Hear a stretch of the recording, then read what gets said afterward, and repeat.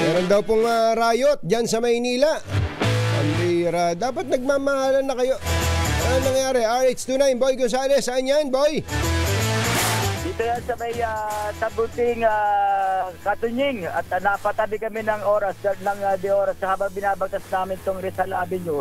Pagdating sa may Abad Santos LRT Station, ay nakarinig kami ng batuhan ng bote at bato na mga kabataan na nasa 20 mahigit magkabilang barangay 374 kalaban nila sa may Dinulupian, kabilang barangay na ayon dito sa mga naka-witness ay siyam na araw na ito tuwing makatapos ng kanilang simbang gabi ay dito nagkakaroon ng riot itong mga kabataan. Pakinggan natin yung isa sa mga witness at nakapag-responde rin ang isang pulis ng Blooming Treat PCP. Madalas ba? Araw-araw po. Anong oras? Pagtapos sa simbang gabi, mga alas 5. Pagkatapos sa simbang gabi? Oo. Dito na sila nagsasalubong? Nung nakaraan nga ako, nagsaksakan pa sa Murug eh. Sa Murug, nagsaksakan?